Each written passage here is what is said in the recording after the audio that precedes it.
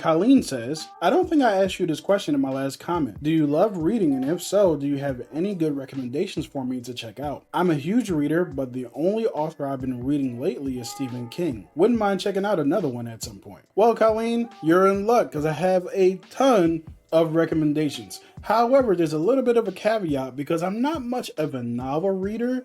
I'm more of a comic book reader. And just so you guys know, those who may question it, comic books are literature. There's a lot of amazing stories that come out of comic books that can challenge you as well as entertain you. But you guys aren't here for my soapbox and my diatribe about comic books. Colleen asked for recommendations. So, since you're reading Stephen King, I'm going to continue down the horror suspense route. I'm going to go big two, Marvel and DC, and I'm also going to go independent. So let's get started. Of course, as a Marvel fan, I would be remiss if I didn't recommend Marvel Zombies. Marvel Zombies is an alternate world where all the heroes have turned into zombies and are eating so many of the humans that they eventually run out, and now they're trying to find any scrap of food.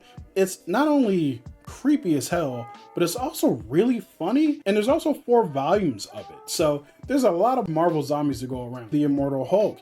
Now this is volume 3, so you want to read volume 1 and 2 first, but the entire story is a big horror story. And the reason I'm holding this one up is because it's Hulk in Hell. This is the cover with the horrorness that you would want to see. So Hulk in Hell, the Immortal Hulk, definitely check it out. It's definitely worth the read. And if you want to go to DC route, we also have DCeased, which is a very clever play on words for a zombie story of their own.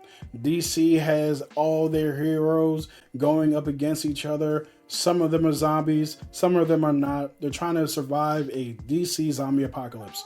Definitely worth the read. There's some tie-ins to it as well, but you don't even necessarily have to get involved with that. And you don't need to know anything about the characters before or after this. You can just pick up this book, just like Marvel Zombies, just like Immortal Hulk for real, and just jump right into the story. You may or may not have seen the movies, but Hellboy actually originated as a comic book. It's a very interesting story, very well written, and the art is exquisite. I highly recommend Hellboy. It's an amazing story about an adopted demon, basically, who comes to Earth and ends up fighting for good. And it's from an independent comic company called Dark Horse. Hellboy's been running for a very long time, and this is just one of 4 compendiums. I think that this one maybe has 20 something issues in it. So highly recommended for sure. Outcast by Robert Kirkman, the same man who wrote The Walking Dead. Outcast is a story about a guy who is fighting against people who are demon possessed in his city and his town.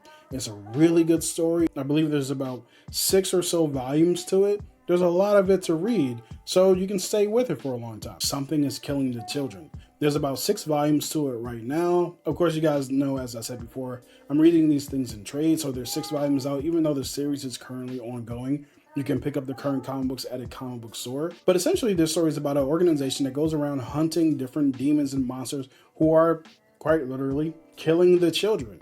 And some of those children get recruited into this organization. I actually have 1 more volume of it left to read that's in my possession, volume 6.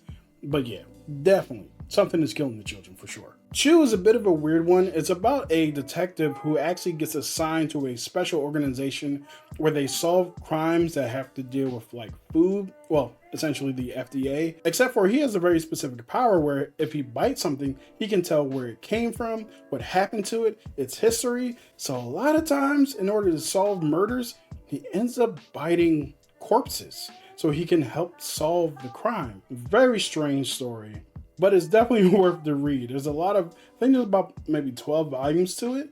So yeah, I know it's disgusting. And he does end up eating a lot of things that you just should not eat. But yeah, Chew. I did have some other recommendations like Nailbiter and Monstrous and Plastic. All of them are very horror filled. If you want more recommendations, definitely hit me up and I'll tell you more about them.